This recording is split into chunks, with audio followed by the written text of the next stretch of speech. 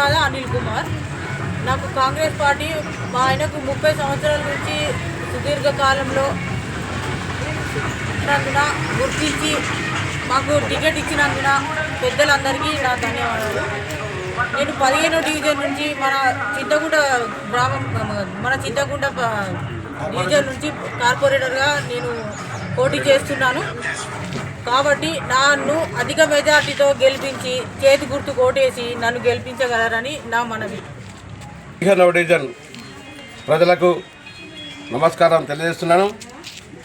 మరి గౌరవనీయులు ముఖ్యమంత్రి రేవంత్ రెడ్డికి చేసే పనులను చూసి మా అభ్యర్థిని కాంగ్రెస్ పార్టీ తరఫున పోటీ చేస్తున్న కంకనాల అనురాధ అనిల్ గారిని ఈ 17 డివిజన్లు ప్రజలు ఆశీర్వదించి చేతి గుర్తుపై ఓటు వేసి మీరు గెలిపించారని కోరుతున్నాను.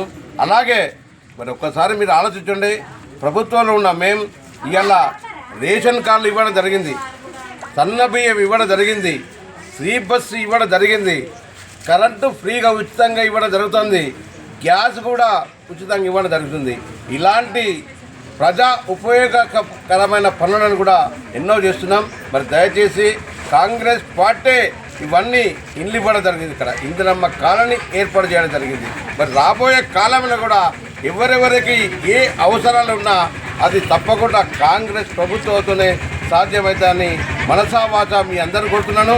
అలాగే 14వ డివిజన్ 15వ డివిజన్ కాంగ్రెస్ పార్టీ అభ్యర్థులను అత్యధిక మెజారిటీతో గెలిపించవలసిందిగా ఓటర్ మహాశయులకు హృదయపూర్వకంగా నమస్కారం తెలియజేస్తున్నాను.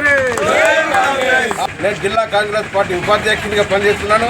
మరి డివిజన్ ఈ 14, 15 డివిజన్ల ప్రతి ఓటర్ని కలిసి ఓట్లు అడగడానికి ఇక్కడికి రావడం జరిగింది. దయచేసి మన్నించి మరి కాంగ్రెస్ ప్రభుత్వాన్ని దీవించవలసిందిగా మీ అందరినీ కోరుతున్నాను.